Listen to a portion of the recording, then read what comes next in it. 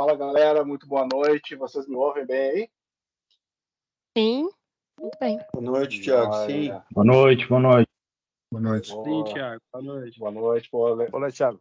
Legal, pessoal. Boa noite, boa noite. Muito bom ver uns rostinhos conhecidos aí, pessoas também que estão entrando nessa vibe aí da confiabilidade. Muito prazer estar conectados com todos vocês aqui essa noite.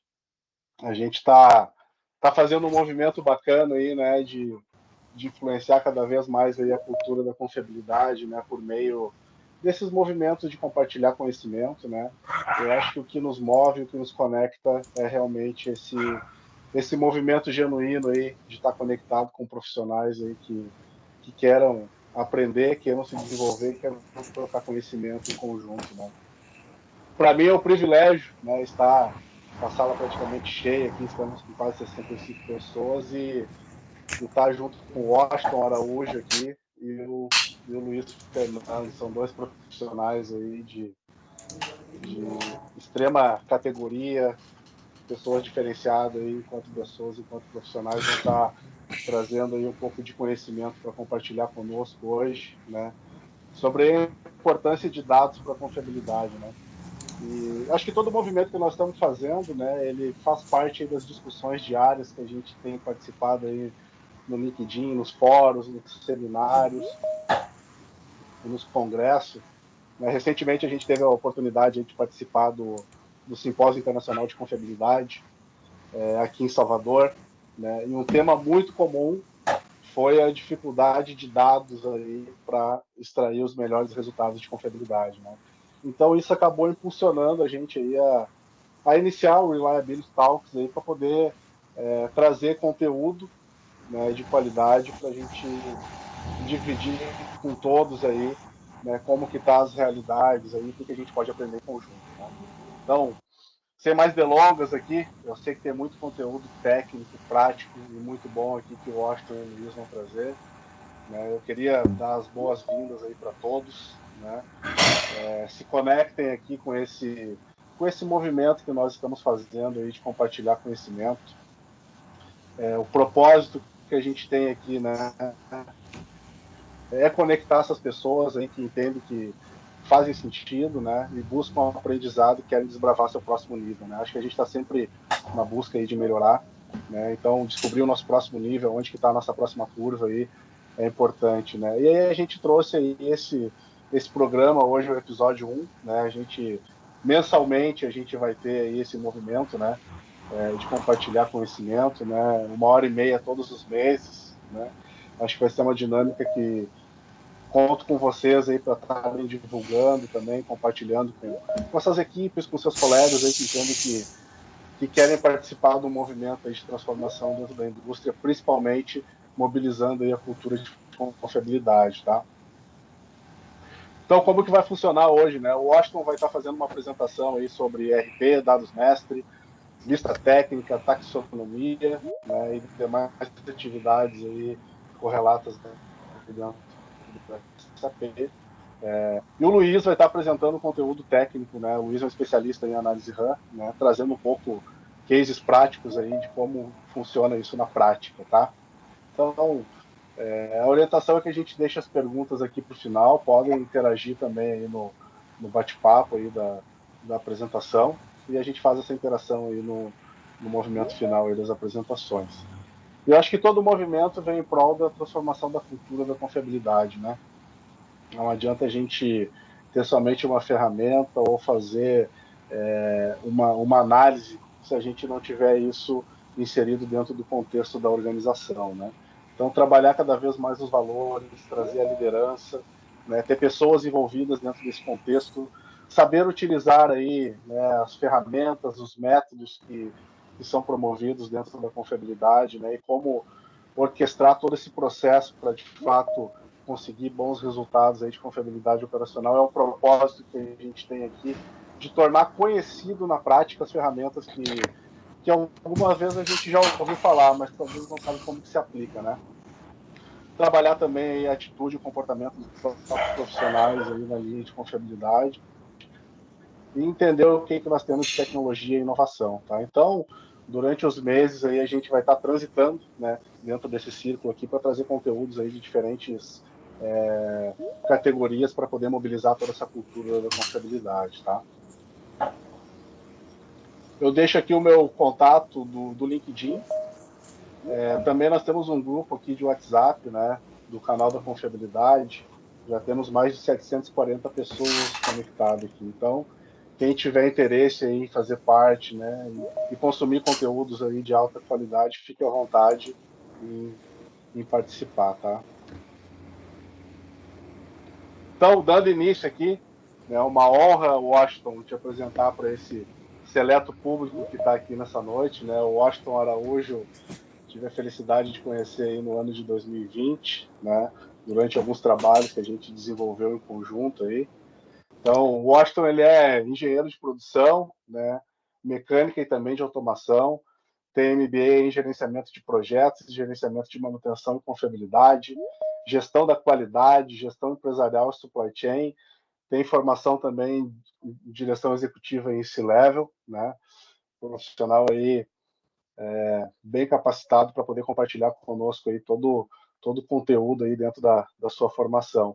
16 anos aí de experiência no mercado como consultor executivo e diretor, né, em diversos segmentos do mercado. Especialista em implementação SAP, SAP Partner, né, Black Belt, né, Scrum Master, sistema de gestão de ativos e referência nacional aí no sistema SAP, né? Então, acho que o currículo do Washington aí dispensa comentários, né? Convido vocês a seguirem ele também no LinkedIn. E o Luiz Fernando, né, engenheiro mecânico aí formado pela Universidade Federal da Bahia, especialista em manutenção industrial, né? Consultor em confiabilidade certificado pela Compass, docente da disciplina de análise RAM no Senai Cimatec Salvador, experiência aí de mais de 12 anos, né, como engenheiro de confiabilidade em empresas do segmento metalúrgico, energias renováveis, óleo e gás e papel e celulose. O Luiz também é especialista em confiabilidade, aí, tendo realizado diversos cases de sucesso aí, de maneira prática, né? Então, acho que o currículo que o pessoal traz aqui, né, um pouco as formações, as experiências, e a gente vai estar consumindo um conteúdo aí prático, né, de alto valor agregado aí, para poder difundir um pouco o conhecimento e as experiências que cada um vivenciou aí, para que a gente faça esse movimento do bem, essa transformação genuína aí dentro das nossas rotinas e das nossas empresas, tá? Beleza? Washington, deixa a bola contigo aí, né? Fica à vontade aí da teu segmento aí na apresentação.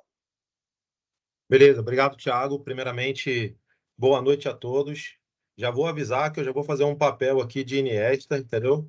Vou preparar a bola aí para o Luiz, mas a gente precisa bater um papo aqui primeiro sobre alguns processos.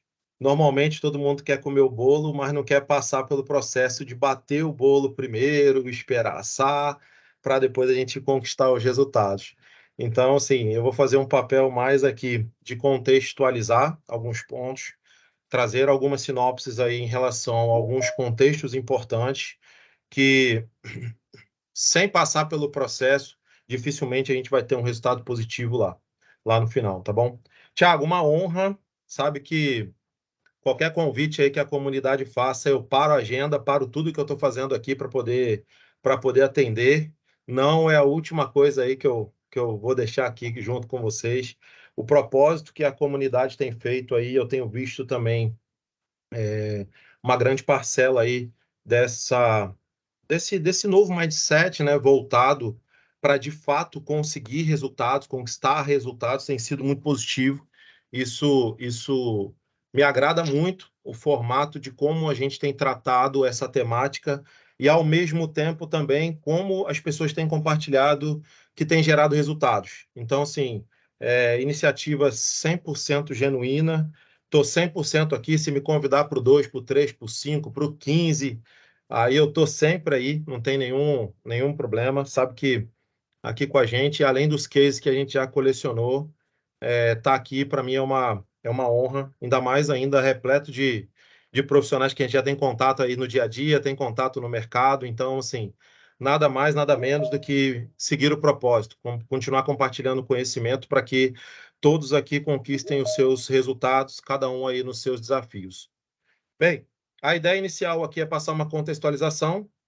Vamos discutir um pouquinho do que é dados para confiabilidade, trazer uma visão que ainda assim, nos dias de hoje, não está bem difundida, então é importante ter essa clareza do que a gente trata no RP, do que a gente trata no IAM, do que a gente trata no CMMS ou no APM, e aí discutir um pouco, né, do processo de bater esse bolo para poder chegar no resultado. E aí a gente passa a palavra lá, franquia a palavra com o Luiz, e a gente segue na apresentação, ok? Tiago, mais algum ponto? Não, acho que fez aí uma excelente introdução e realmente os profissionais que estão fazendo parte aqui, né, desse nosso bate-papo são pessoas que realmente já colecionaram alguns resultados, né, já passaram aí por grandes multinacionais, por empresas também de pequeno e médio porte, mas que trouxeram resultados práticos, é onde a gente precisa sair um pouco da teoria e vir para a prática, né? Então, o objetivo aqui é compartilhar de forma muito genuína esses resultados atingidos aí por nós aí na indústria. Vamos lá, bora para action, bora trabalhar. Vamos lá, ó. Vamos discutir um pouco sobre dados para confiabilidade. A gente tem visto no mercado muitos colocando a narrativa confiabilidade, confiabilidade, confiabilidade, e o foco está totalmente lá no ativo. Só que veja, quando a gente fala de dados para confiabilidade, a gente está tratando de dados confiáveis. E aí deixa eu já trazer a rotina aqui, porque não tem como ser diferente. Quem nunca recebeu aquele e-mail com aquela listinha, ou seja de equipamentos, ou seja de materiais, e quando você vai conferir, tem sempre um erro, tem sempre entre aspas, um gato aí pelo meio do caminho. Está todo mundo muito preocupado no processo de confiabilidade, naquela visão do ciclo de vida do ativo, nas imersões do que o processo de confiabilidade pode retroagir para dentro de um plano de manutenção ou uma ação que a gente já traga dentro desse contexto. Mas veja, sem preparar a base, e aí existem diversas pirâmides aí dentro desse contexto, tem pirâmide RCM, tem pirâmide da 14224, tem pirâmide de diversos pontos. Mas veja, quem nunca recebeu uma lista dessa furada, pode levantar a mão aí que eu dou um prêmio. Isso é padrão hoje em dia, porque as pessoas estão mais preocupadas com o que vai acontecer quanto resultado do que preparar de fato a consistência. E aí vamos tratar de dados confiáveis, que não mais, nada menos, são informações precisas e consistentes que precisam ser atualizadas para tomadas de decisões embasadas. Virou uma febre, e aí não é porque é uma febre de mercado, mas de fato traz uma consistência muito grande a utilização, por exemplo, do Power BI. Trazer ferramentas BI dentro de um contexto, todo mundo agora tem publicado, todo mundo agora coloca aquela visão bonita, um fundo preto, uma cor rosa, uma cor verde, e aí aquilo vira um espetáculo. Mas, de fato, o que está por trás disso? Quais são os dados que estão alimentando aqueles gráficos? Porque a hora que você vê, na visão do ciclo de vida do ativo, cair lá no descarte, a sua tomada de decisão vai ser o quê? Investimento. Eu tenho que descartar, faço investimento, troco lá o ativo. Ok, bacana. Mas essa tomada de decisão estava correta?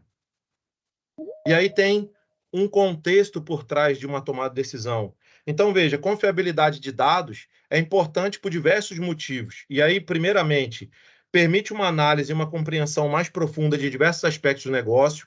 Além disso, quanto mais confiável é possível identificar as principais tendências, avaliar eficácia, estratégias e tornar isso aí o maior ouro possível para dentro de uma organização.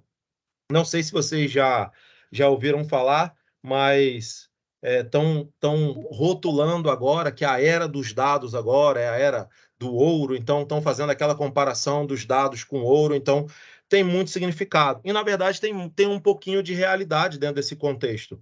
Porque se você não consegue ter os seus dados, as suas informações totalmente consistentes, aí como um bom e velho engenheiro, a gente pega aquele cipoque lá, se a gente não tem qualidade na entrada, a saída com certeza vai ser pior ainda.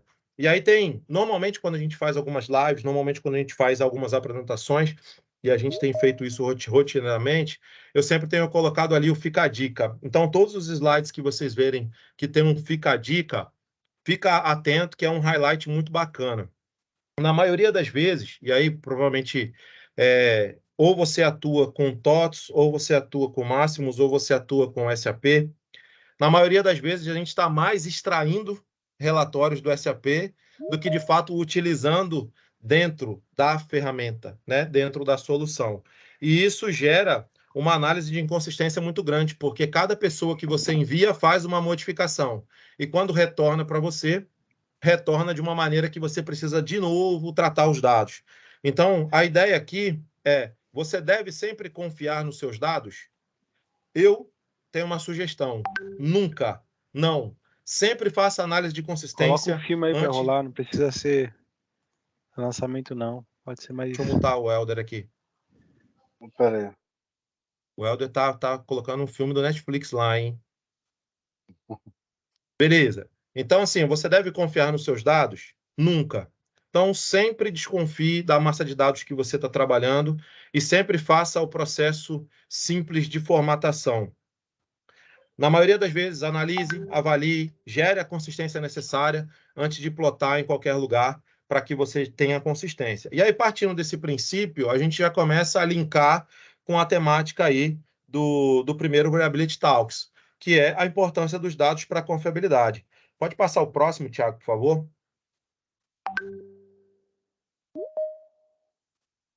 Quando estamos trabalhando com os dados, na maioria das vezes temos que trabalhar em algum ambiente.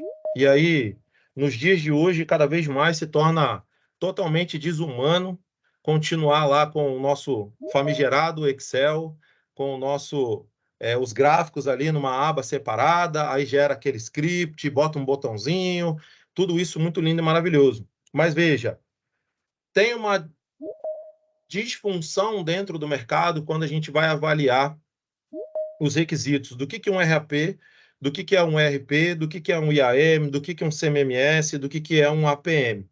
E aí eu tentei trazer aqui para vocês de maneira mais objetiva possível, porque o contexto aqui ele é muito grande, da diferenciação entre eles. E aí a teoria dos conjuntos ela é muito clássica, né?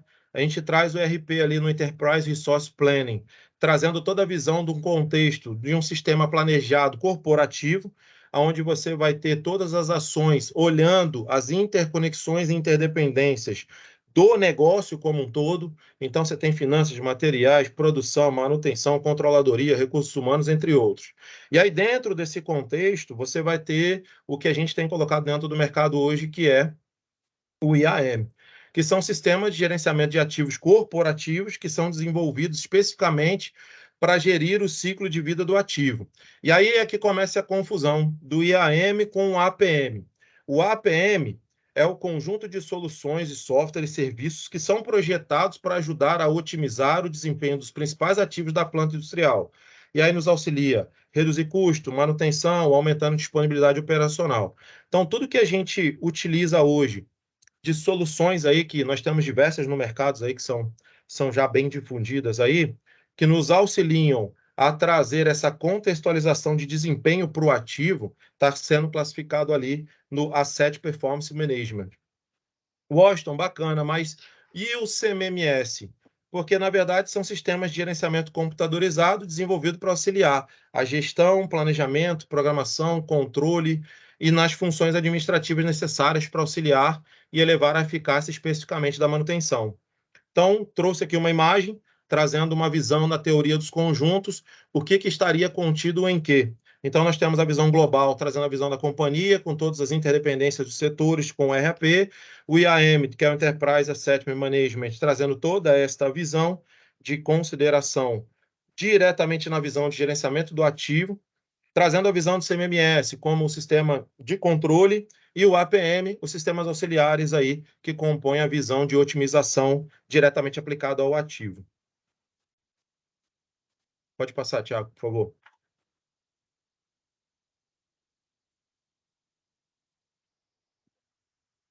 Não apareceu ainda? Não, Já travou passei aqui para mim.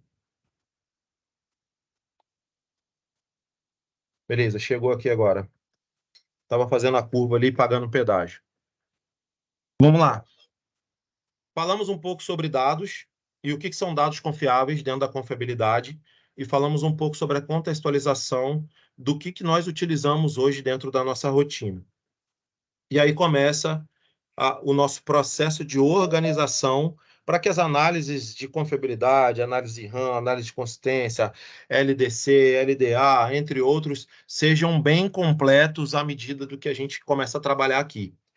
Eu estou trazendo uma visão aqui de dados mestres, não de dados mestres quando a gente fala de sistema, mas de dados mestres compondo a primeira base da pirâmide como a cadeia suplementar que vai alimentar todo esse processo.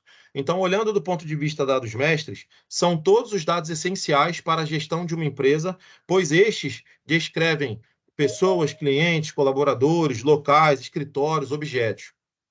E olhando do ponto de vista de dependência e de saídas, temos que ter atenção total à governança de dados. Estou falando aqui de metadados, segurança de dados, arquiteturas de dados e referências de dados. Veja, lidamos aqui com diversas informações no dia a dia e a nossa preocupação é se o ativo está parado ou não. Mas deixa eu pular o muro e trazer um pouco do lado de cá. Precisamos ter atenção na segurança e em todo o processo de gestão de dados da companhia, da empresa, do que nós estamos lidando do dia a dia. Porque também é uma responsabilidade nossa garantir que esse ativo, e aí veja, estou colocando aqui, ó, dados como ativo, seja também gerenciado, governado e que tenha suas tratativas essenciais. Um exemplo, provavelmente vocês já foram lá, criaram lá a estrutura, criaram lá os equipamentos, criaram todo esse contexto dentro do SAP. Passado 2, 3 anos, está tudo diferente, sem padronização, as mudanças foram executadas por diversas pessoas. Então, veja, é cíclico. E aí, atenção na governança dos dados. Por quê, pessoal? Uma vez que você implanta, e aí não é um HH pequeno que nós estamos falando aqui, é um investimento.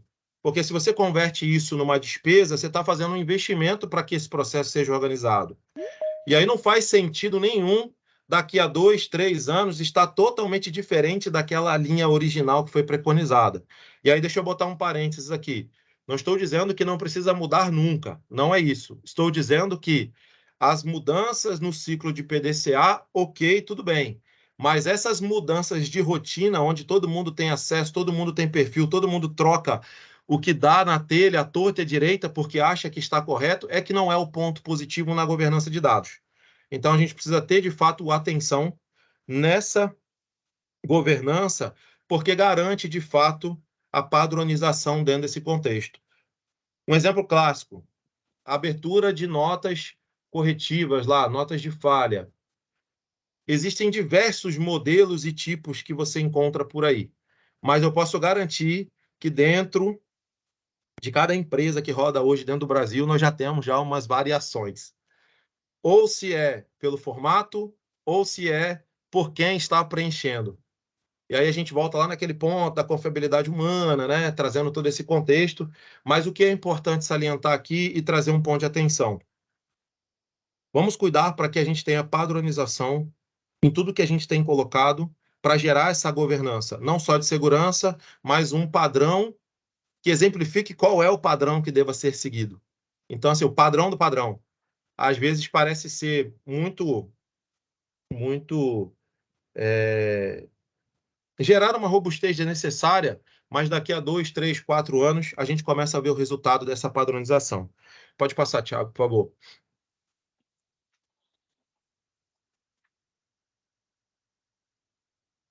Foi. A internet Beleza. está travando um pouco.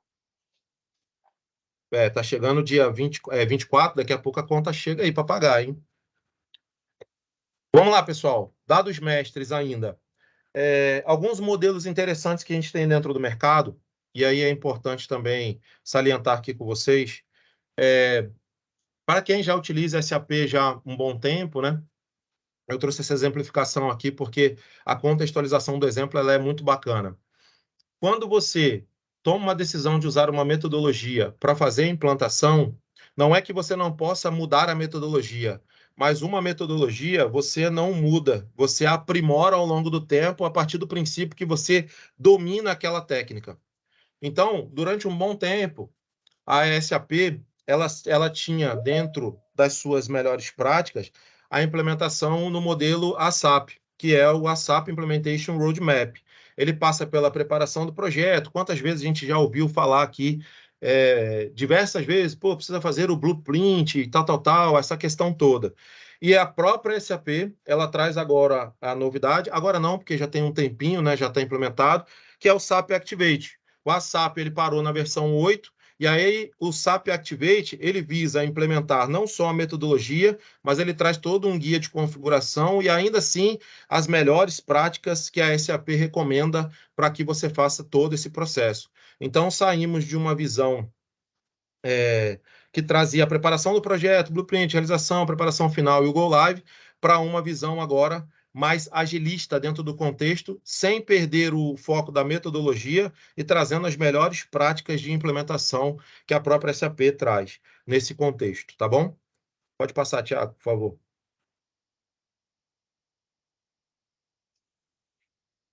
E aí, quando eu brinquei um pouco lá no início sobre a receita de bolo, normalmente a gente passa por algumas fases, que é a fase de configuração, que é a fase de cadastramento e a fase de gerenciamento. Na fase de configuração, normalmente a gente teve contato lá com diversos consultores, nosso time da TI, trazendo toda essa visão de implementação, configuração, trazendo toda essa parte. Ok, beleza.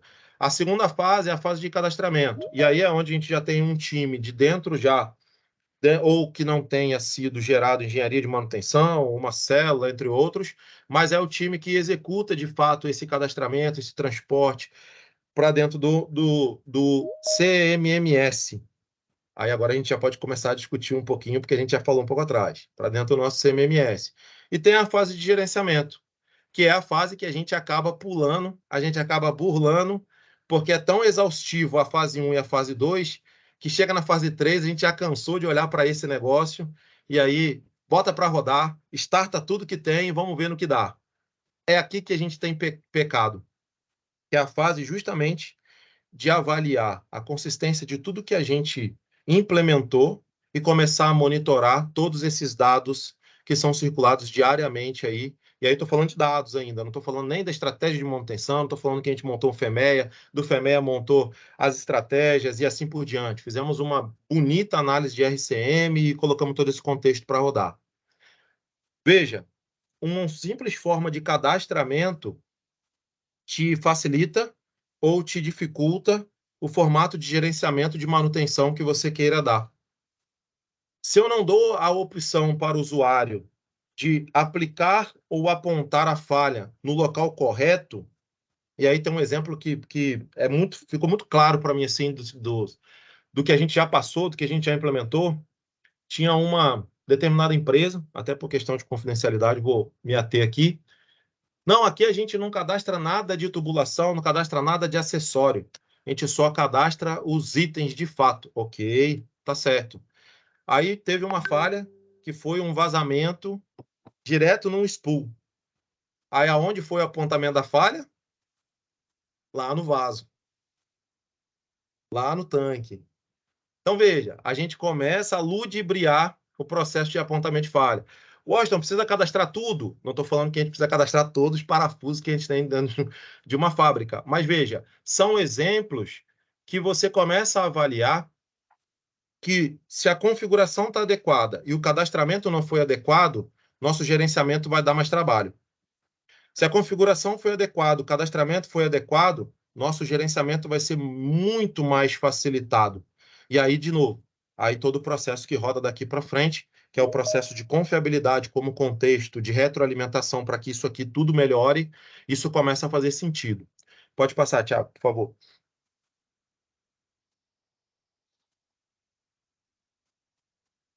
E aí, quando a gente fala de taxonomia, é importante, né? O que eu já ouvi aí dentro do mercado. Não, aqui a gente coloca apelido em tudo. Beleza, tudo bem, é uma escolha. Mas também há uma modelagem que é bastante difundida e que precisa ser seguida. Quando a gente olha a Z3919, é uma ANSI, ela diz bem claro lá que taxonomia são criados e utilizados em atividades de indexação e para navegação. porque sua estrutura, geralmente simples estruturas hierárquicas, são eficientes em orientar o usuário, levando-o aos termos mais específicos em certo domínio. Eu até botei a página aqui, depois, se vocês tiverem curiosidade de ler. E uma busca lá, olhando o termo taxonomia, de fato, do grego taxis, ordenação, e nomos, de sistema, norma, é todo o sistema de classificação que possui 3 características: cumulativa, hierarquia e eixo comum. E o que a gente tem encontrado aí dentro do mercado? Deixei outra figurinha aqui do Fica a Dica. Não, aqui a gente coloca apelido em tudo.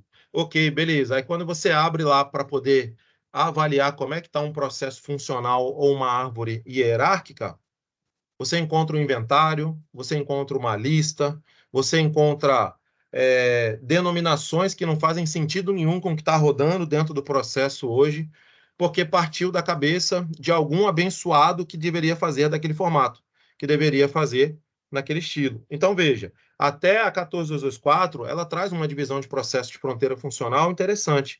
Então, tem diversas outras normas também que podem ser seguidas, não só a 14224, para poder dar um contexto evolutivo de como que a gente faz de fato a nossa lógica. E aí todo mundo fala, pô, eu tenho uma estrutura, beleza, mas ela não é lógica. Quando você abre para poder buscar, os usuários têm uma dificuldade, mas na cabeça de uma pessoa que montou, de um recurso que montou, de um profissional que montou, aquela ali era a melhor estrutura naquele momento. E aí tem uma dica que eu queria deixar aqui para vocês. Por mais que a gente tenha a convicção do que a gente está montando, faça uma pesquisa para saber se não é só simplesmente a sua opinião ou se de fato é algo que vai trazer valor, que vai gerar valor para todos os usuários que estão aí à sua volta. Pode passar, Thiago, por favor.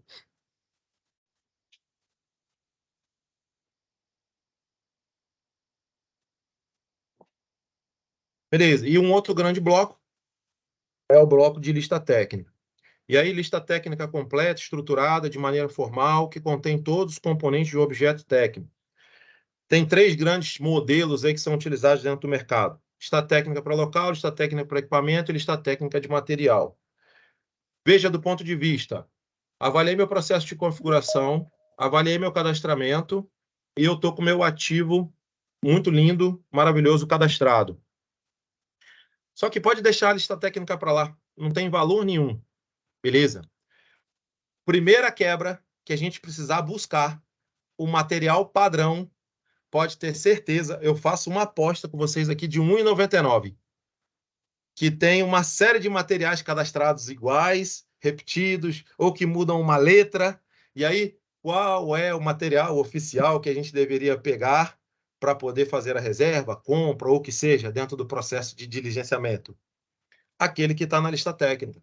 E a gente abdica, às vezes, de fazer a lista técnica e acha que não tem valor.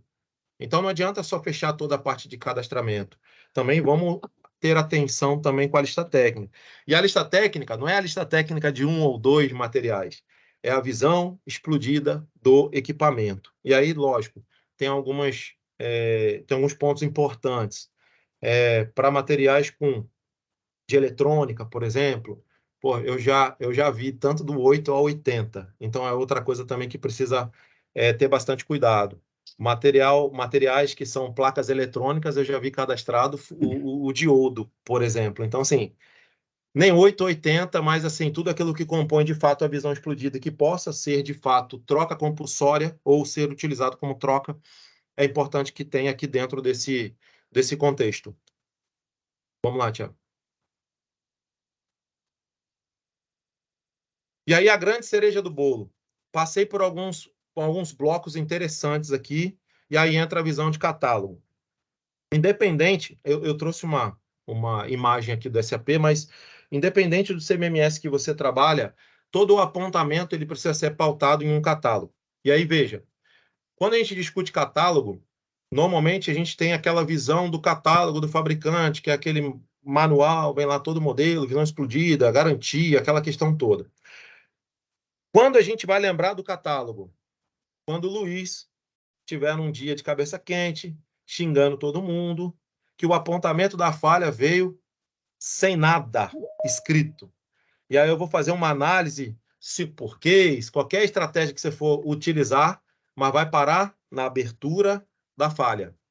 Não é porque o usuário, ele não...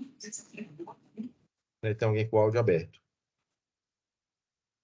Não é porque o usuário, ele não tem o esmero de ir lá e fazer da maneira correta. É porque a gente, quando estava implementando todo esse processo, não deu para ele a oportunidade dele apontar na maneira correta. E essa frase eu vou bater enquanto a gente estiver discutindo aqui, porque normalmente a gente implanta sem pensar no usuário, sem pensar no contexto operacional. E aí é muito importante a gente dar essa possibilidade. Então, nós estamos falando aqui, catálogos, deixa eu ver aqui, 5, 2, ABC, são alguns catálogos extremamente importantes aí, olhando do contexto SAP, assim como também no TOTS, a gente também tem catálogo lá e tem a partes que a gente coloca as partes lá para poder descrever as partes afetadas. Mas veja, na hora da abertura de uma falha, é extremamente importante que isso aqui tenha sido pensado. Porque eu já vi apontamento de falha de bomba com vazamento de glicerina. Vazamento de glicerina era para ter sido apontado lá no manômetro. Então, aqui é que a gente ganha o jogo, na preparação dos dados, na preparação das configurações, na preparação do cadastramento. A hora que eu gero os cadastros das falhas, das causas, dos eventos, dos defeitos, das partes, e eu configuro como campo obrigatório para ser preenchido, não vai ser a hora do almoço que o usuário vai abrir a nota lá e ele vai sair dando enter e vida que segue. Ele vai sim tomar mais cuidado daqui para frente para apontar de fato cada vez mais. E veja, estamos pulando já uma grande etapa dentro do lado do processo de confiabilidade, que é a identificação da falha e aí as primeiras definições ali dos porquês. Porque já vai vir totalmente preenchido. Causa, dano, efeito, falha e a parte do objeto que foi encontrado ou veio a falhar. Pode passar, Tiago, por favor. Washington, uma dica aí para o pessoal que tem que tratar com os modos de falha, com descobrir aquele componente que falhou, né? Em muitos lugares essa estrutura não está bem implementada. Com base aí nós estamos trabalhando com engenharia de confiabilidade e minerando muitos dados, né? Muitas vezes porque a qualidade do dado na maioria dos lugares não é uma qualidade muito boa, né? Uma dica do pessoal aí é buscar sempre na reserva da OM qual foi o componente que foi reservado. Isso aí dá um bom direcionamento para identificar qual componente que pode ter falhado. Então, se você avaliar do ponto de vista de negócio, e aí estou falando agora de processo, uma série de lugares implementa meia dúzia de catálogos e acha que está tudo bem.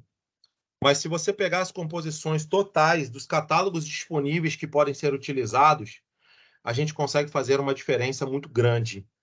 Porque a hora que você dá a oportunidade para o usuário dele fazer correto, aí sim, aí a gente pode discutir aqui por que ele não está fazendo correto, se todos os meios estavam bem definidos para que ele pudesse fazer o apontamento.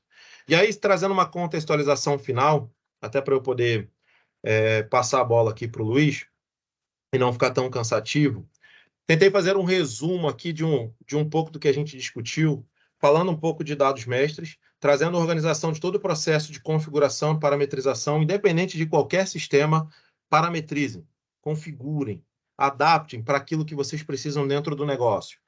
Traz a fase de cadastramento, não é só simplesmente meia dúzia de recursos e cobrar deles que tenham esse processo de evolução todos os dias até que a gente consiga fazer um espelhamento total da planta. Mas é, de fato, avaliar como nós vamos fazer a estrutura e ela precisa ser lógica, como é que nós vamos fazer as características técnicas, como é que nós vamos fazer as listas técnicas, qual o processo de divisão. É um trade-off muito interessante. Lista técnica é a lista da visão completa, ou eu segrego ela por tipo de disciplina, material de elétrica, material de mecânica, material de X, Y, Z, X, PTO. Então, é um trade-off que precisa sempre estar bem difundido. E, de fato, né, a concentração maior do que a gente vê no mercado aí, a discussão é sempre planos de manutenção, mas veja, tudo isso faz parte dentro desse processo. E o final, não percam de vista sempre a visão do gerenciamento. Muita gente trabalha só com um indicador, mas gerenciamento, na raiz, são os processos que a gente elucidou para que eles, de fato, gerem resultado. Então, estou falando aqui de processo PCM, engenharia de manutenção, gestão de ativos. A gente tem uma série de materiais aí que estão circulando também, até no próprio grupo aí. Eu já estava dando uma sapeada ali rapidinho para ver como é que o pessoal já estava publicando material ali à torta direita. Então, assim, tem muito material. E aí, de fato, para que a manutenção? E aí estou falando manutenção sem levar para o contexto de gestão de ativos, porque tem muitas indústrias que ainda tratam manutenção. Ainda é o grande vilão. Por que é o grande vilão? Porque a gente ainda não conseguiu converter não só cultura, mas mostrar de fato que manutenção ela vai trazer esse retorno para dentro do negócio. Não é só simplesmente uma área que fica pedindo verba, budget, capex, entre outros, opex, para que se mantenha a produção. Como a gente vive num país capitalista, lógico, precisamos de verba? Sim, precisamos. Mas a hora que a gente toma a decisão de transformar a manutenção como um agente de mudança para o negócio, pode ter certeza que a gente começa a virar a chavinha. E aí tem um conceito muito interessante. Todo mundo tem uma visão de manutenção, mas a gente precisa concordar. Manutenção não é a quantidade de vezes que eu paro o equipamento para fazer manutenção, mas o quão disponível eu deixo ele rodar para que cumpra todo o processo de produção.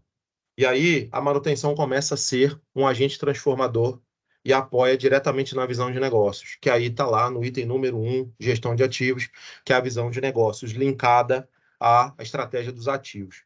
Tudo isso batido num bom liquidificador vai trazer uma visão de confiabilidade para dentro desse processo e daí para frente é só fazer, é só não, né? Não vou falar só porque senão o Luiz vai acabar brigando aqui comigo, mas daqui para frente as análises elas têm mais consistência, as análises elas são mais aprimoradas, menos perda de HH para se encontrar, para se achar, para perguntar para o fulano, ciclano como é que foi, e aí você tem um processo de confiabilidade muito bem instituído, elaborado ou pronto para ser executado dentro da empresa. Pode passar, Tiago. Legal. Washington, acho que aqui finaliza a tua parte, né? Eu faço o link aqui com a chegada do Luiz aí. Acho que o que o Washington nos trouxe aqui, pessoal, é um conhecimento prático aí de quem já viveu o campo, já viveu a execução, hoje está trabalhando cada vez mais a estratégia, né? E faz um link muito forte com o trabalho de análise RAM que o Luiz vai nos apresentar aqui. Então, toda essa parte de dados, principalmente para nós que somos liderança técnica, ou estamos em engenharia de manutenção, ou em PCM, ou em manutenção propriamente dito, eu acho que a gente precisa cada vez mais potencializar a necessidade aí de tratar o dado, de organizar, tratar lá na fonte, né, na organização e na estruturação, como o próprio Washington trouxe aqui, para poder viabilizar uma análise técnica qualitativa e quantitativa de uma maneira mais assertiva, né? Então, dados qualificados na entrada, a gente tem melhores resultados aí de análise, direcionamento e tomada de decisão. Então, Luiz, eu passo a bola para você aí. Pedro, se você puder segurar um pouquinho aí ao término da apresentação do Luiz, aí a gente abre aí para poder fazer as perguntas e as dúvidas, pode ser? É só um segundo, Thiago. É que vai ser bem curto. Cara, eu nunca vi palavras tão coesas. O Washington, parabéns por ter falado só o básico e de fato que precisa. Porque a gente vê diversas apresentações de pessoas querendo inventar a roda, falando coisas, e eles instauram o caos no CMMS, nos sistemas de gestão, enquanto de fato a gente precisa de voltar lá atrás e fazer o básico bem feito. Então, a gente tendo ali os locais de instalação bem definidos, os equipamentos bem definidos, as questões técnicas, os catálogos, as características, enfim, todos esses pontos, as coisas acontecem, mas foi excelente, tá? Parabéns aí, putz, vocês ganharam um fã aqui e uma pessoa aí que vai ajudar vocês aí. Pô, beleza. Legal, Eu que Pedro. agradeço. Thiago, eu só não fiz aquela combinação inicial que se alguém fosse fazer pergunta, tinha que ser pergunta fácil. Porque pergunta difícil destrói quem está apresentando. Mas, beleza, obrigado. Vamos em frente aí. Conte comigo aí por que precisar. Pedro, e acho que essa tua conexão aí é justamente o que a gente procura trazer aqui, né? A gente está cansado de ver teoria, de ver apresentações mirabolantes, trazendo toda uma contextualização, né?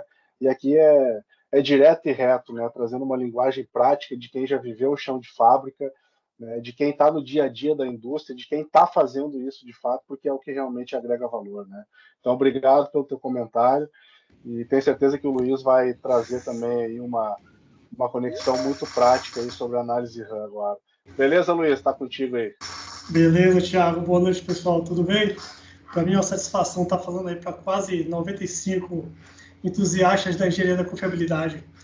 Muito obrigado pela oportunidade, Thiago, e muito obrigado aí também pela atenção de vocês, né? A gente sabe que depois de um dia de trabalho, imagino que a maioria de vocês deve estar trabalhando, dedicar um momento assim à noite para poder estar se aprofundando, né, nos estudos e se especializando em confiabilidade é algo realmente um pouco difícil, né, devido à nossa rotina.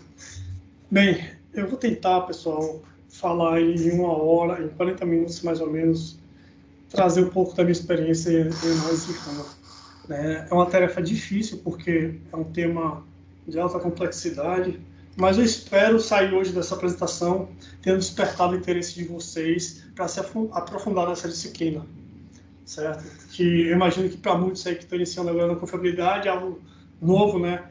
Para aqueles que já têm mais tempo, a grande maioria ouviu falar ou ouviu um case ou 2 práticos, porque essa metodologia ainda é uma metodologia pouco aplicada na indústria brasileira. Certo? Eu comecei minha primeira análise RAM em 2016 e até hoje eu aplico essa metodologia em vários estudos de engenharia de confiabilidade. Bem, então vamos lá, sem mais postergações, vamos começar. O que é a análise RAM? A análise RAM, ela é uma vertente, ela é uma parte da análise de confiabilidade de sistemas, tá? Onde a gente usa a simulação de Monte Carlo para ter uma previsão de eventos futuros. Certo? Ou seja, a gente usa uma simulação numérica no computador para estimar eventos futuros, sejam eventos de falha, sejam eles probabilidade de falha, ocorrência, custos. Tá? Então, aqui, eu coloquei a metodologia estruturada para prever indicadores futuros de confiabilidade de um determinado sistema. É importante que a gente esteja falando aqui de sistema através de simulação estatística de Monte Carlo. Tá bem? E as distribuições estatísticas. O que é uma distribuição estatística na confiabilidade? A distribuição estatística da confiabilidade, ela representa as probabilidades de um evento de falha ocorrer ou o tempo de reparo ser executado. Mas para ter essa distribuição estatística que representa minhas probabilidades, eu preciso de dados. Sejam eles dados de tempo para falha ou dados de reparo. Ok? Aqui a gente tem as principais distribuições estatísticas que representam os comportamentos de alguns ativos. Tá? Nós temos aqui uma distribuição exponencial, uma distribuição de Weibull, uma distribuição normal e uma distribuição log normal. Quem já passou pela matéria pela disciplina de estatística, no curso de engenharia, ouviu falar muito da distribuição normal, né? E é citado em muitos lugares que essa é a distribuição mais comum na natureza. Certo? Só que para a manutenção, isso não é verdade. Para a manutenção, a distribuição mais encontrada, na maioria das vezes, é a distribuição de Weibull. Ok? Como é que é plotada essa distribuição? Nós temos aqui, geralmente, um histórico de tempos até falha. Certo? Esses tempos até falha, eles são separados em intervalos, por exemplo, de ocorrência, por exemplo, aqui entre 100 e 145. Entre 140 e 145 eu tive uma ocorrência, né? Em 145 e 150 eu tive 2, 3 ocorrências. E aí a gente vai derivando isso até o nível de X,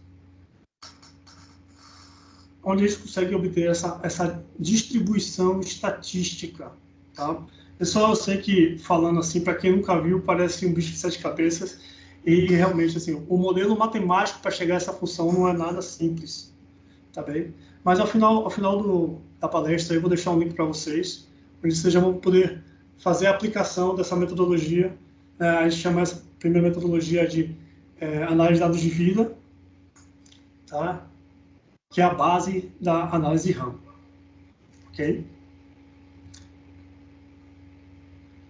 Vamos lá, Thiago. Deu para entender, Thiago? Deu, pô, tá. Segue aí. Muito bom. Legal.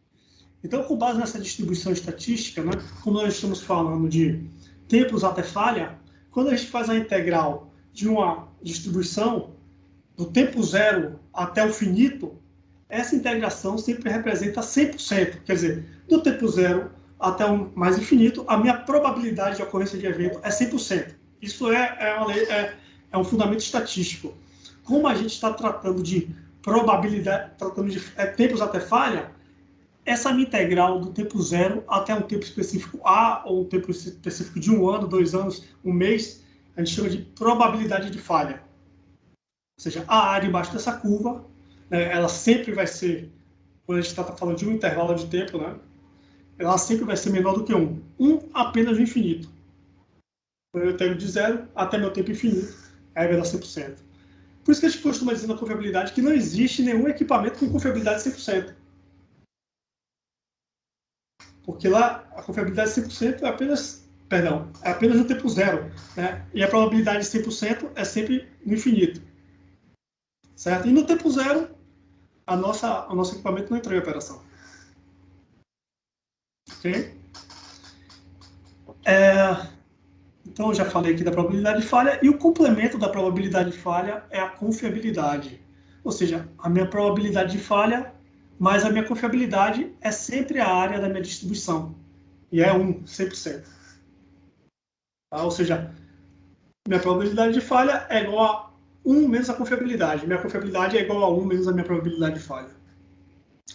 Na análise de dados de vida, os principais indicadores que nós conseguimos obter é a confiabilidade no tempo, a probabilidade de falha no tempo e a taxa de falha.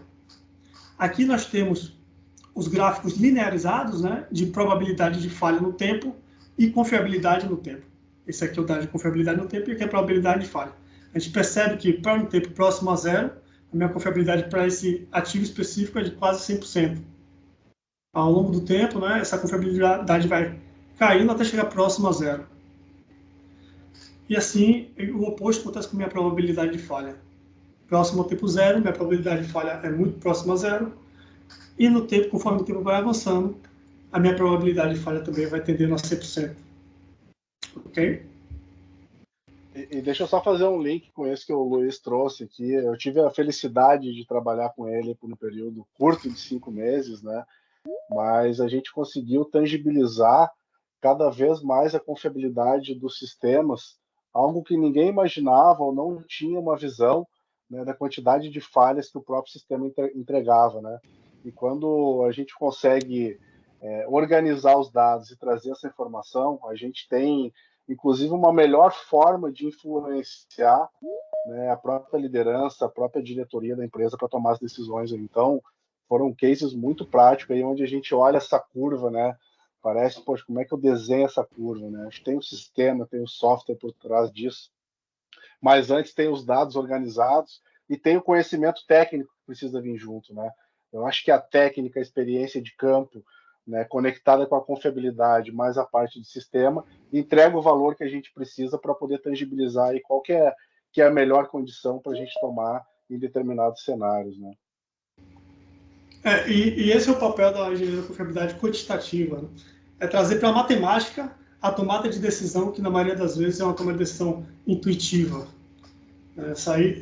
Qual que é o meu tempo ideal de fazer uma manutenção? O técnico fala uma coisa, o outro técnico fala outro tempo, e a maioria das decisões, no caso, são intuições, feelings, né? É uma experiência passada, mas não necessariamente ali tem a base matemática para definição dos tempos, né? e definição da melhor tomada de decisão. Tiago, eu vou pedir um instantinho só para poder compartilhar minha tela para o pessoal, para eu poder me aprofundar um pouquinho já trazer um case aí de análise de dados de vida. Eu quero compartilhar com vocês, pessoal. Vocês estão vendo minha tela, Tiago? Sim, está aparecendo aí. Um case bem interessante foi realizado por volta de 2017 de uma análise de degradação, que é onde a gente acompanha o desgaste em um determinado componente, né, até chegar no nível que a gente considera o nível máximo admissível de degradação, e aí, a partir daí a gente consegue plotar essa distribuição de vida, ou essa probability density function, função densidade e probabilidade, que é aquela função estatística que eu acabei de mostrar para vocês. Aqui a gente estava falando, foi um case onde a gente mediu a espessura de placas de desgaste de um transportador de arraste. E nós viemos fazendo medições em 40 pontos ao longo de 71 dias. Tá? A gente tem aqui o ponto 1, a gente mediu o avanço do desgaste, ponto 2, ponto 3, tá? Até a unidade 40. E aqui está demonstrado todo esse histórico do avanço do desgaste. E aí, com base nessas informações, essa ferramenta que eu estou usando é o Vigo++, tá? O primeiro dado interessante que a gente obtém é esse gráfico aqui, que é o tempo até falha. Quer dizer, quanto tempo o meu desgaste demorou até chegar no meu valor específico, no meu limite aceitável de degradação. Perdão, pessoal, eu vou botar um pouco antes para poder mostrar para vocês aqui o gráfico de degradação no tempo.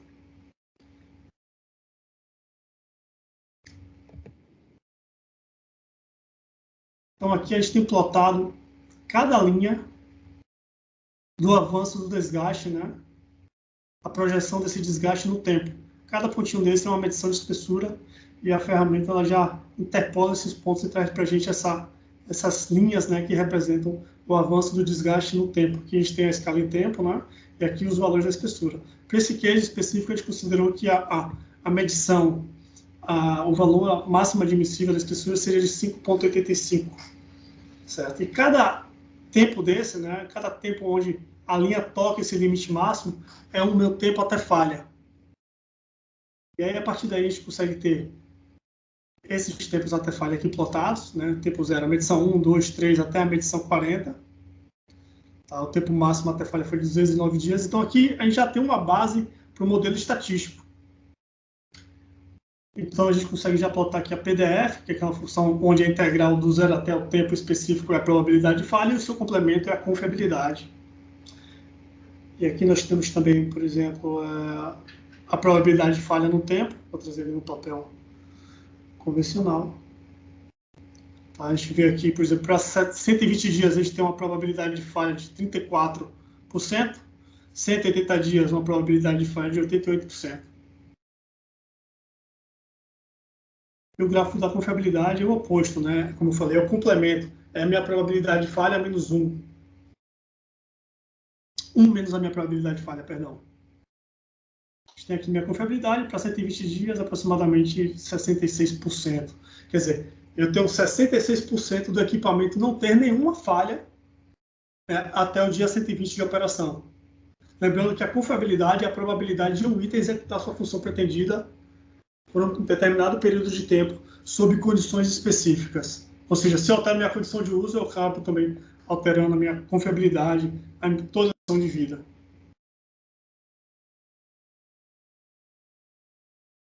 Ok? Legal. Ok. Vamos lá, Thiago. Volta para a apresentação aqui. Pessoal, tá tranquilo aí até agora?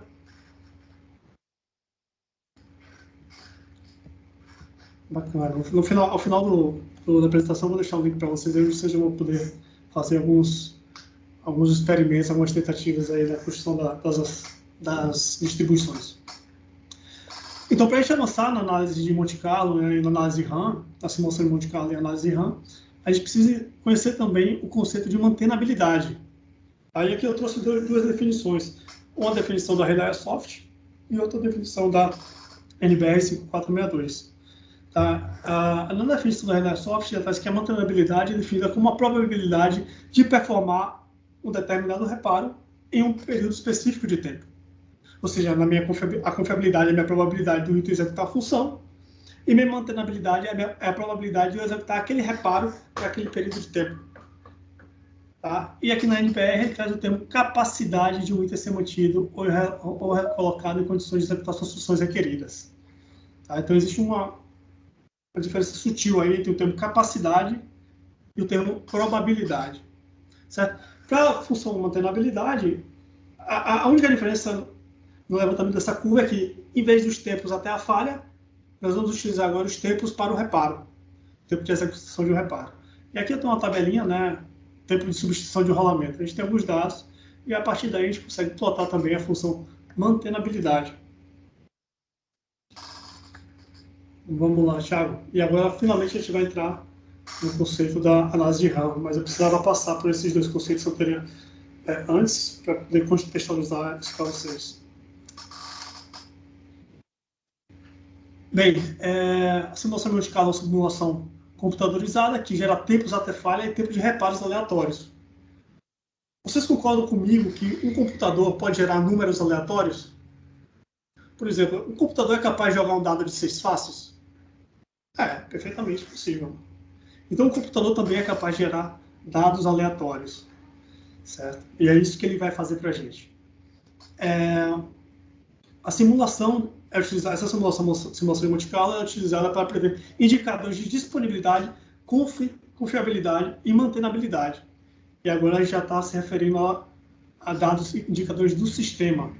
O sistema é um conjunto agregado de ativos, itens, componentes determinados a fazer uma função pretendida. Diferentemente da análise de dados de vida, Life Data Analysis, ou LDA, onde o indicador de interesse é a confiabilidade, no System Reliability Analysis, análise de RAM, o indicador de interesse é a disponibilidade futura. Ou seja, o meu indicador principal é minha disponibilidade, mas não é a disponibilidade passada. A disponibilidade passada eu pego meus históricos, meus dados do SAP, boto na planilha, boto na calculadora aqui, passo no papel, e eu consigo esses indicadores. O nosso interesse aqui é estimar a disponibilidade futura, seja ela para 1 ano, para 5 anos, para 10 anos, para 20 anos. Tá? E esse indicador auxiliar a gente na tomada de decisão. Okay? Esse quadro é um quadro bem interessante que eu trouxe lá do site da ReliaWiki, onde ele mostra as interferências da confiabilidade, na mantenabilidade e na disponibilidade. O que ele diz aqui? Se eu tenho uma confiabilidade constante e minha mantenabilidade piora, então a minha disponibilidade também piora. Se eu tenho uma confiabilidade constante e minha mantenabilidade melhora, ou seja, eu tenho uma probabilidade de fazer um reparo maior de um reparo em determinado tempo, então a minha disponibilidade ela também aumenta. Quer dizer, eu estou fazendo o meu reparo mais rápido. Se minha confiabilidade melhora e a minha mantenabilidade mantém constante, a minha disponibilidade ela melhora também. Já se a minha confiabilidade ela cai e a minha mantenabilidade mantida constante, a minha disponibilidade também cai. Esse quadro é bem legal, porque ele mostra todas essas interferências, Quer dizer, as pessoas muitas vezes pensam que para alterar a disponibilidade, basta alterar a confiabilidade. Mas também você reduzindo a mantenabilidade através de uma melhoria, através da aplicação de ferramentas mais apropriadas para o trabalho, você consegue sim melhorar a disponibilidade. Próximo slide, Thiago, por favor.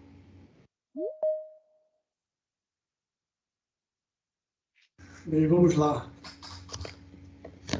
Aqui a gente tem um exemplo de uma simulação, de apenas uma simulação de Monte Carlo, onde são associados valores aleatórios, o computador vai fazer isso para a gente, de tempo de falha e tempo de reparo. O que acontece aqui? A nossa máquina, vamos considerar que aqui é a minha distribuição de falha, e essa distribuição cinza aqui é a minha distribuição de reparo. Certo? Eu comecei a operar com a minha máquina, ela nesse momento aqui, vocês estão vendo meu mouse aí, pessoal? Acho que não, né? Deixa eu... Não, Luiz. Tem que assumir o controle. Deixa eu assumir o controle aqui.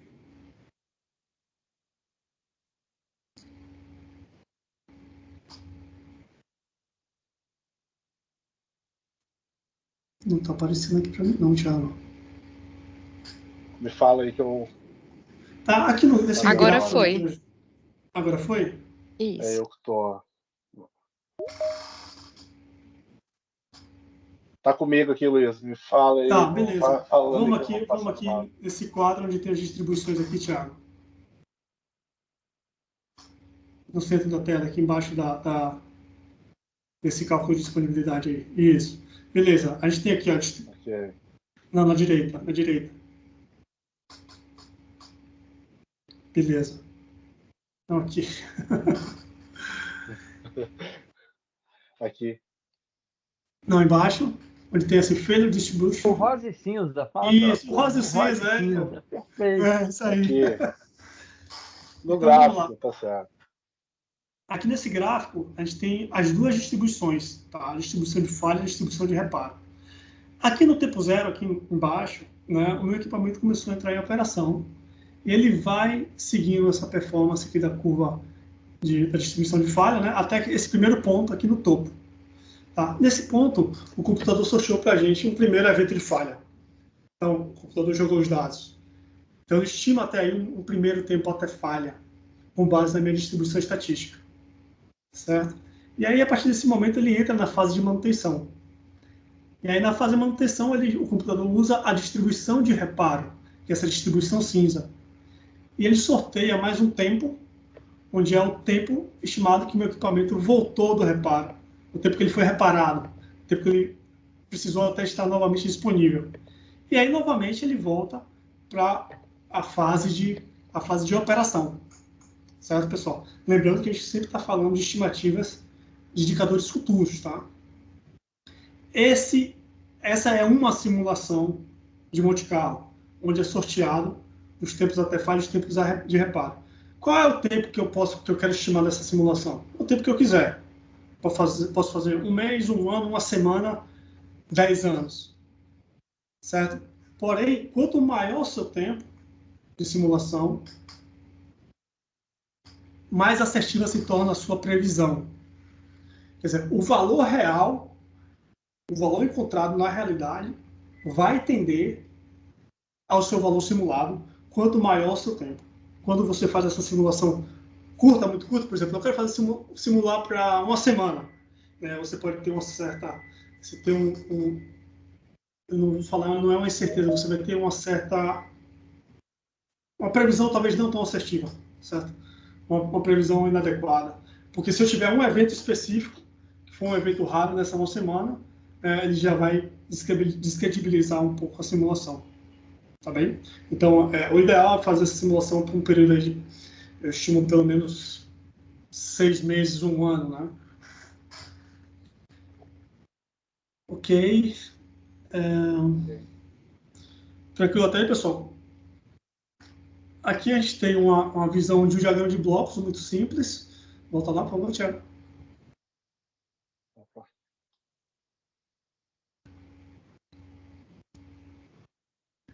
Retorna, por favor, Thiago. Aqui a gente tem um caso, um diagrama de blocos muito simples, né? Aqui a gente está representando um motor fictício, onde eu tenho aqui um componente A, por exemplo, o estator, componente B, o rotor, e eu quis, como ele é um motor fictício, eu coloquei aqui como se fossem 2 sensores, onde se eu tiver a falha de um sensor, né, não necessariamente eu paro o equipamento, eu tenho que ter a falha desses 2 sensores, né? Então, para um diagrama de blocos de confiabilidade, essa é a representação de uma configuração em paralelo, onde eu tenho sistemas redundantes. Tá bem? E aqui eu tenho um diagrama do equipamento do componente parado ou operando, certo? E o meu sistema, né, que vai ser, no caso aqui, a sobreposição desses... Os valores de disponibilidade do meu sistema vão ser extraídos desse meu diagrama, tá? Com base nessa configuração que nós temos aqui.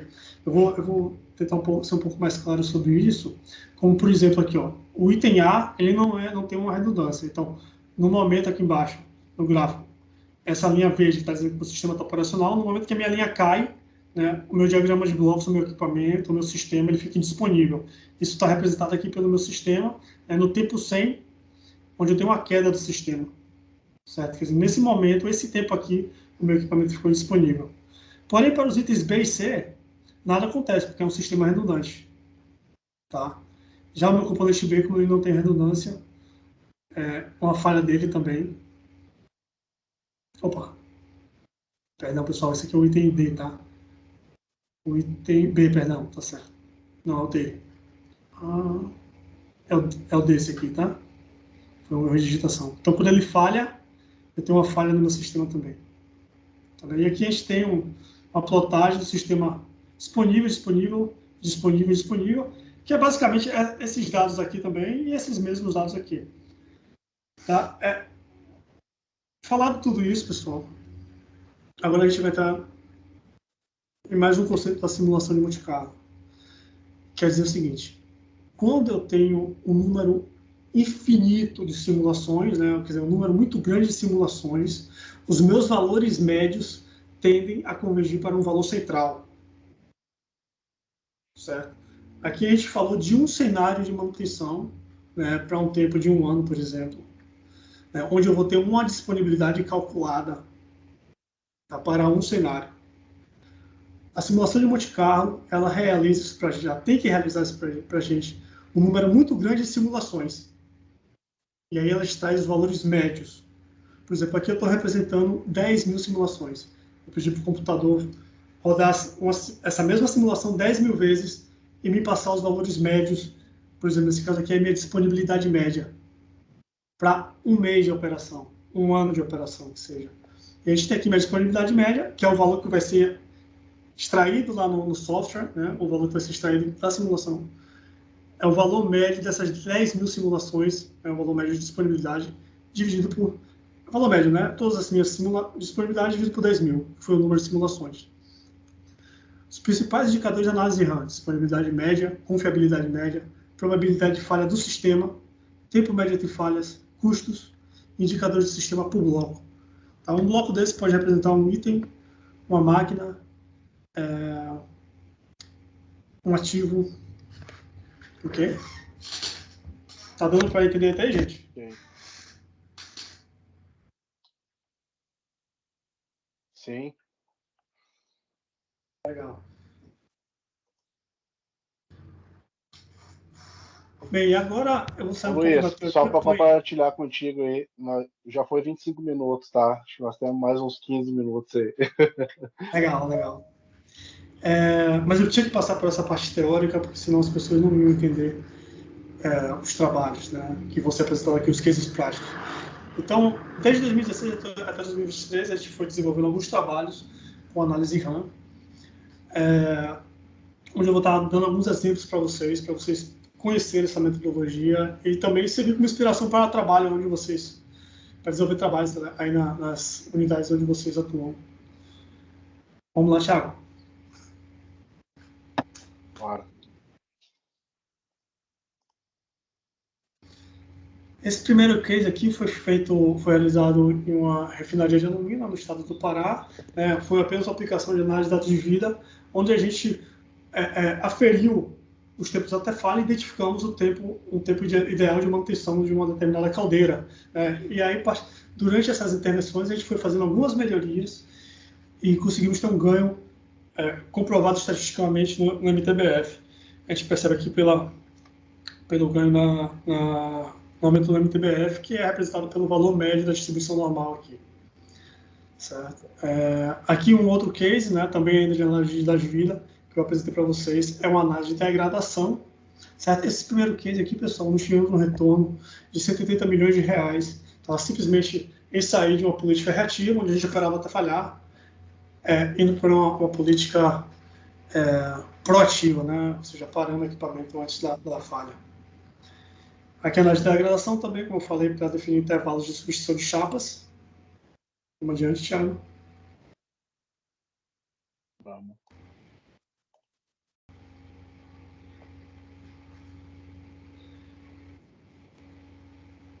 Próximo slide, Thiago, por favor.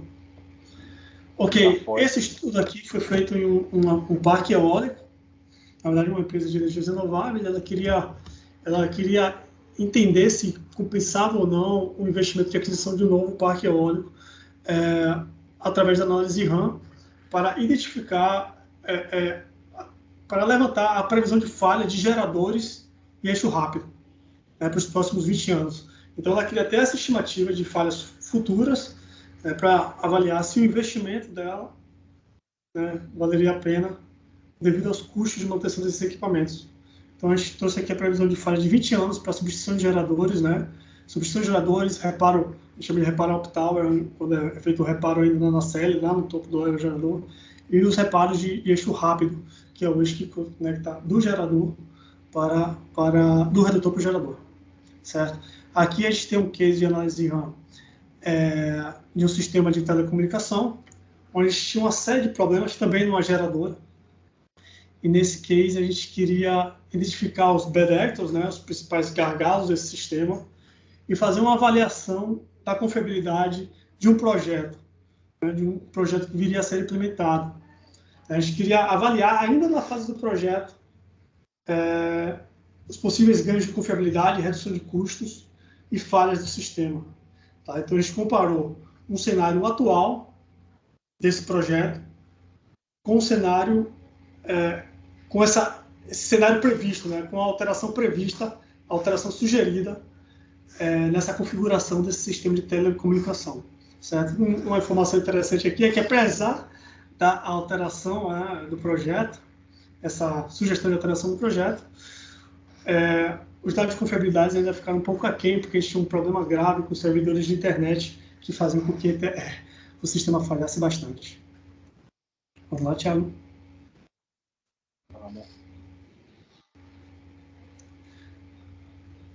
Aqui é uma análise de RAM feita para um sistema de umas bombas de metanol, bombas NET, bombas de deslocamento positivo.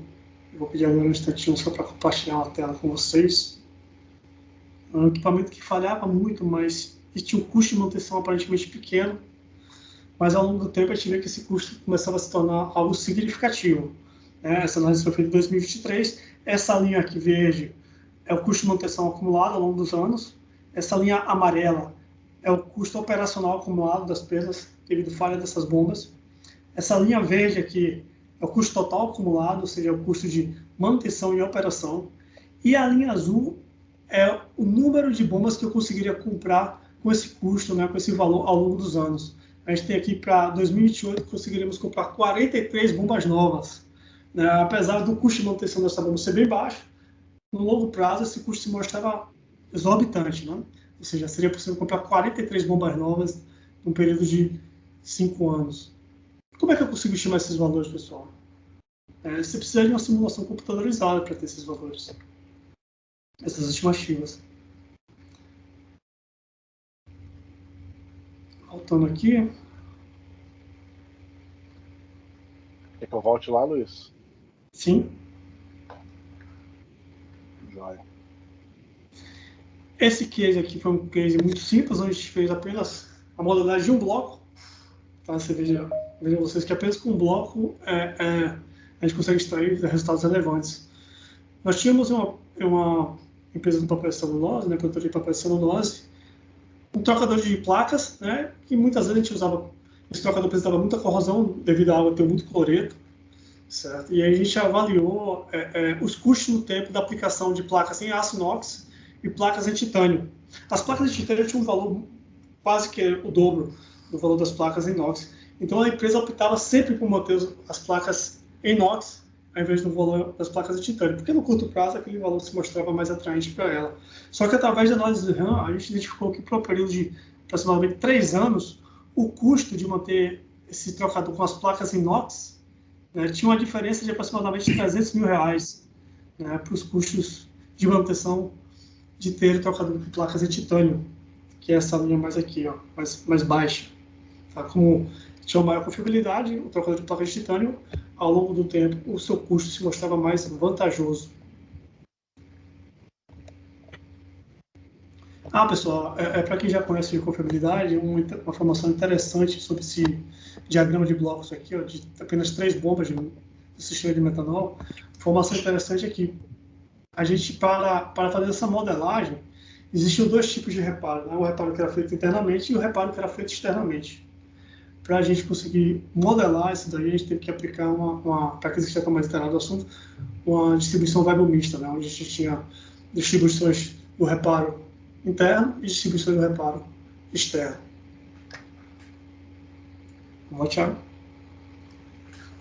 E o interessante desse case que o Luiz está trazendo aqui, que mesmo tangibilizando os números, a gente sabe que a cultura no Brasil é de questionar, de ter alguma dificuldade ainda de entender toda essa projeção que a gente tem, Então, acho que o nosso papel enquanto líderes aqui de confiabilidade e profissionais aí que buscam gerar uma transformação é estimular cada vez mais, que a gente consiga fazer trabalhos desses.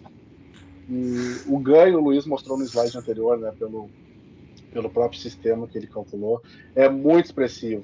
Então, o papel realmente do engenheiro de confiabilidade, a própria engenharia de confiabilidade, olhando a técnica, olhando as perdas, utilizando todas as variáveis que se tem dentro desse processo, realmente gera um resultado muito significativo. Eu me lembro desse case aqui que a gente apresentou, foi muito reconhecido, inclusive, todo esse trabalho aí, né? Tanto na parte técnica, porque precisa de conhecimento técnico embarcado, né? Precisa tá vivendo o chão de fábrica, né? Tá lá junto com o manutentor, fazer a lista técnica, definir qual que é a melhor estratégia. Não é somente o sistema, precisa ter toda essa bagagem para poder gerar toda essa transformação. Então, um case real que a gente vivenciou junto aí foi muito positivo. Passei já aqui. Obrigado. Vamos lá. E o próximo case, talvez um dos mais relevantes aí desses trabalhos, foi uma análise que a gente chama de uma análise do what-if, né, onde você faz uma comparação de diferentes cenários. Uma análise do what-if para tomada de decisão de desligamento de uma termoelétrica. Nesse case, essa empresa ela comprava vapor externo, certo? Mas aí havia uma proposta dessa empresa que fornecia o vapor externo de desligar, e aí essa empresa teria, a cliente, a consumidora do vapor, teria um save econômico aí devido a não consumir o vapor e outros produtos que eram fornecidos por essa termoelétrica. Então, o que é que nós fizemos aqui? Nós modelamos todas as possibilidades de eventos de falhas de caldeiras simultâneas, certo? Atingindo determinados níveis de vapor para a refinaria e, consequentemente, os seus impactos. Ou seja, qual seria a probabilidade de falharem duas caldeiras simultaneamente, chegando ao nível de vapor de 550 toneladas por hora, 450 toneladas por hora, 300 toneladas por hora na geração, né, até a parada completa dessa empresa, dessa refinaria. Que, para uma empresa de refino de óleo e gás, né, esse valor ele é algo muito grave, você ter um trip geral por conta da oferta de vapor. Certo? Essa simulação foi uma simulação com nível de complexidade alto, né, porque a gente precisava encontrar todas as possíveis combinações de falhas de caldeiras diferentes para levar a determinado patamar. Certo? E para isso a gente teve que usar uma programação em Python para que o computador passasse para a gente todas as possíveis combinações, certo? Porque na mão realmente se tornou algo um pouco difícil.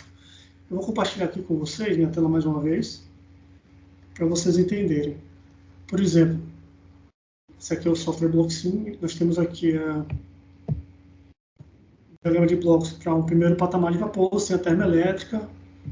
Certo? Aqui é o segundo, sem a termoelétrica, aqui os patamares, os diagramas de blocos com essa termoelétrica. E o que acontece aqui? A gente teve que aplicar uma metodologia, né, uma ferramenta chamada blocos espelhados, porque eu precisava replicar esse meu bloco, essa minha caldeira aqui, em outras posições, para combinar essa falha com a falha de outras caldeiras e todas as possibilidades de falhas simultâneas. Tá? Então, para isso, para facilitar a nossa vida, a gente fez também uma aplicação da linguagem de programação para que a gente pudesse sair do papel e usar o computador nos auxiliando nessa configuração aqui do diagrama de blocos. Certo?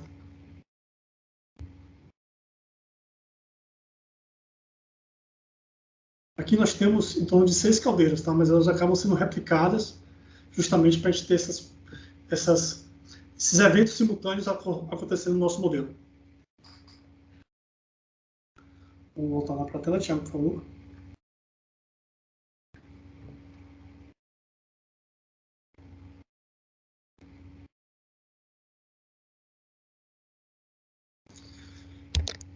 Então, aqui, nesses dois gráficos, a gente consegue ver para um período de 7 meses as probabilidades de ocorrência de cada um daqueles eventos, quer dizer, as probabilidades do meu sistema de geração de vapor chegar a determinados patamares. Tá? A gente vê aqui, ó, esse primeiro patamar, que seria um patamar apenas, a gente chama motorização, que é quando a gente desliga os equipamentos que necessitam de vapor e começa a ligar os equipamentos elétricos.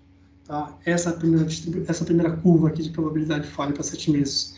E assim sucessivamente, né, paradas de várias unidades até chegar nesse trip geral aqui, ó, que é a linha vermelha. Aqui é o cenário com fornecimento externo de vapor. Certo? E aqui é o cenário sem o fornecimento externo de vapor. O que a gente percebe comparando esses dois gráficos? né, que as minhas probabilidades de falha para o tempo, né, aqui no tempo, elas sobem muito mais rapidamente. Certo? A minha curva aqui, que era bem mais achatada, ela teve um ganho expressivo. Né? E se a gente parar para analisar aqui o valor das probabilidades de ocorrência de trip, a gente foi de um valor de 5% para 26%. Então, um valor bem pequeno aqui, mas eu me lembro bem de cabeça que foi um número bem marcante. Quer dizer, para 7 meses, a gente vai ter um ganho de 4 vezes na probabilidade da ocorrência do pior cenário possível. Certo? E aqui é o número de ocorrências de trip dessa refinaria quando houvesse a necessidade das paradas preventivas. Certo? Aqui a gente tem o número de ocorrências de trip geral com o fornecimento externo de vapor, e aqui é seu fornecimento externo de vapor.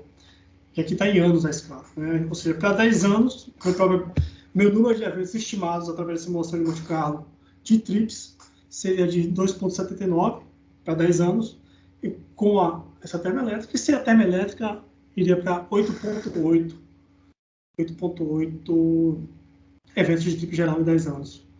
Cada trip geral desse tem um custo estimado de 144 milhões de reais, quer dizer, um valor muito expressivo no EBITDA de uma refinaria.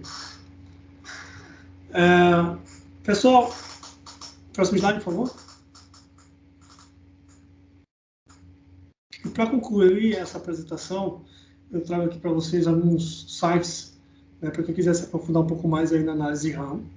Tá? Tem o ReliWiki, o Bible.com, a HBK World e o Reliability Analytics Toolkit. Tá? Através desse último link aqui, vocês já vão conseguir fazer algumas análises de dados de vida, né, levantar algumas distribuições de falha e de reparo. Certo? E aqui tem toda a teoria que vocês precisam conhecer para estar aplicando essas ferramentas. Certo? Aqui do lado está o QR Code do meu LinkedIn, para quem tiver interesse em trocar ideia comigo nas redes sociais ou também no WhatsApp. Espero ter agregado valor a vocês aí com esses exemplos. Tá? O tempo é curto, não dá para a gente ir muito no detalhe de cada simulação. A ideia mesmo era trazer para vocês casos reais da aplicação dessa metodologia, para que vocês possam ter um conhecimento e realmente se aprofundar para aqueles que desejarem, aqueles que acreditam que podem ser um protagonista no seu local de trabalho através da aplicação da análise RAM. Obrigado, Thiago. Obrigado, pessoal. Valeu, Luiz. Obrigado aí pela tua excelente apresentação. Eu confesso que eu sou um entusiasta aí. Cada vez que eu vejo um trabalho bem estruturado desse, eu fico com vontade de ter cada vez mais continuidade, né? Porque o ganho ele é muito expressivo, ele é claro. Tanto o Washington trazendo aí toda a parte de implantação, né? Que é uma das referências que eu tenho também aí nos trabalhos que a gente já fez em diferentes empresas, né? E você trazendo toda a parte de modelagem, né? Então, quando a gente conecta dados com informação e sistema e consegue tangibilizar os ganhos, né?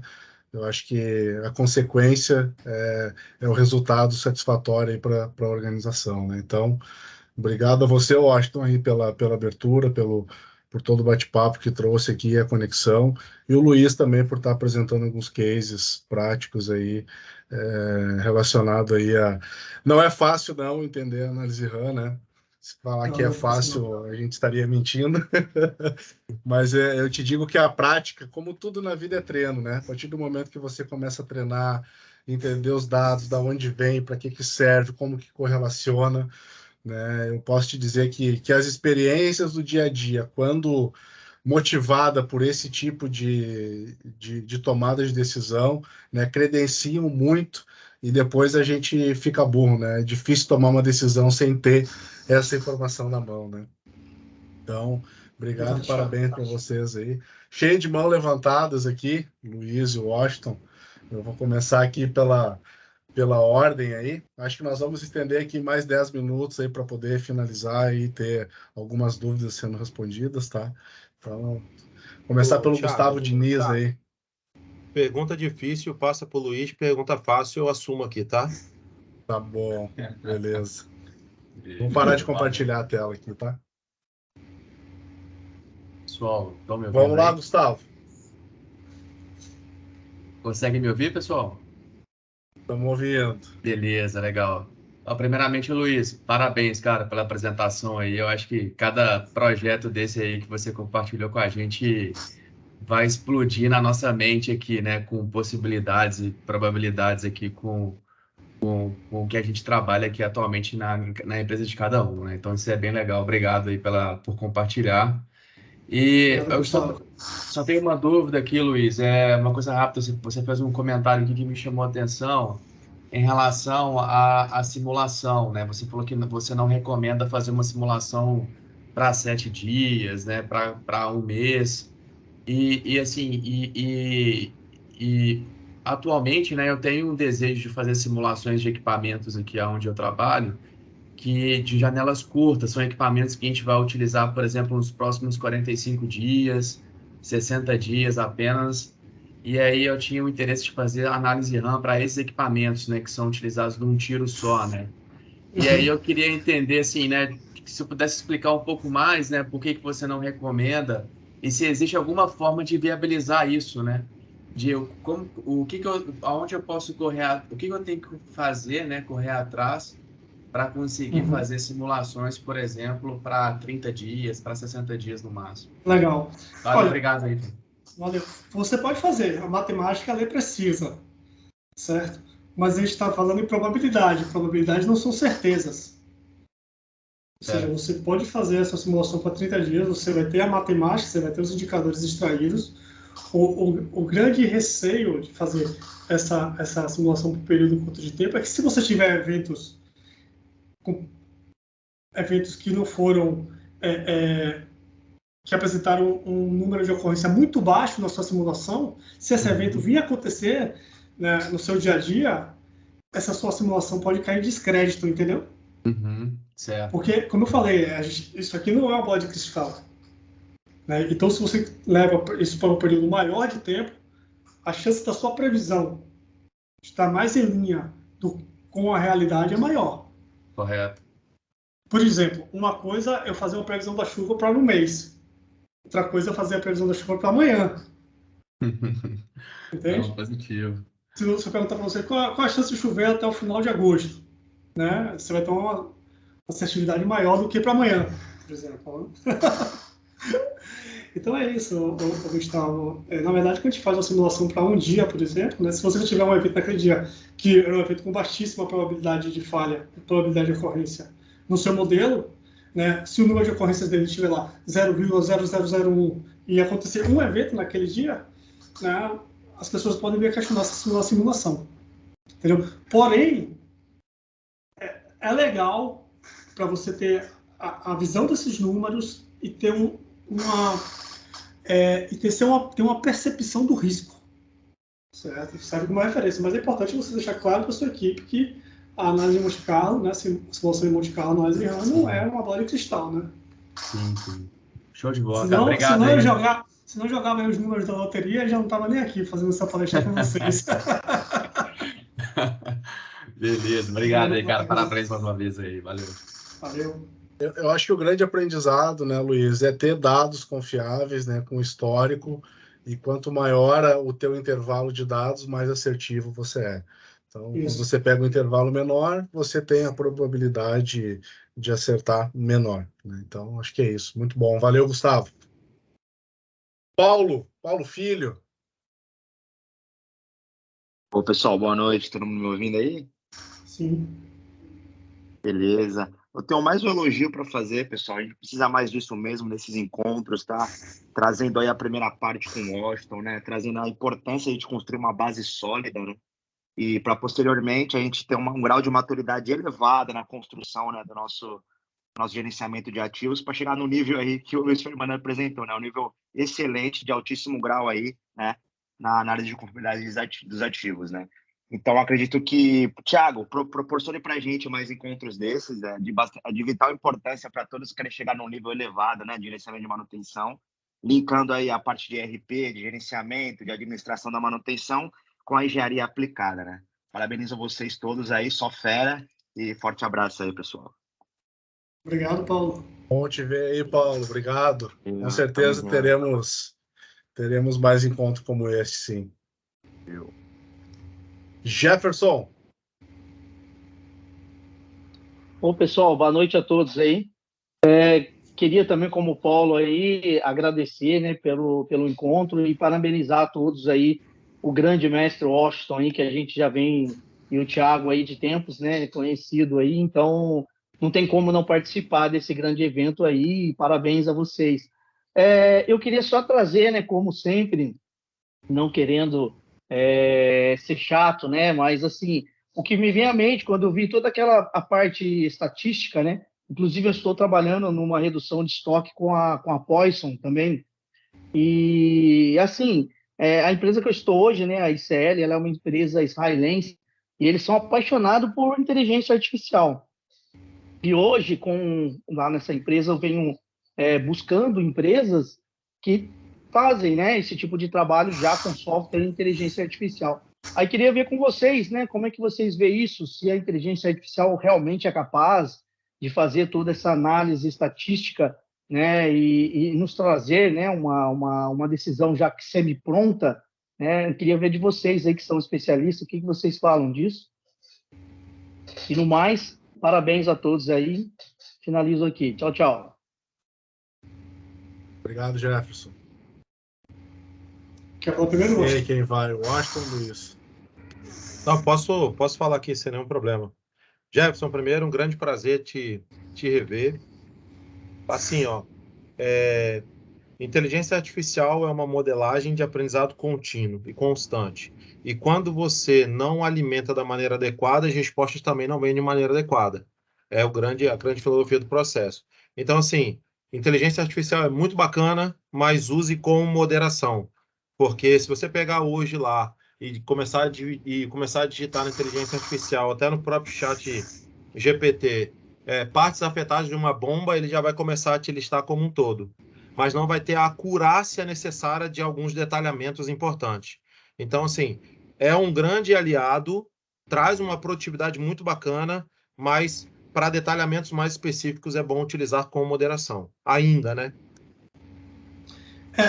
Da parte da estatística, por exemplo, eu acredito ser viável aplicar a inteligência artificial para encontrar distribuições de falha, né, como mostrei para vocês. Porém, na análise RAM, existe uma etapa desse trabalho que é a validação do modelo, que é você avaliar se o modelo que está ali construído, representado pelo diagrama de blocos, condiz com a sua realidade.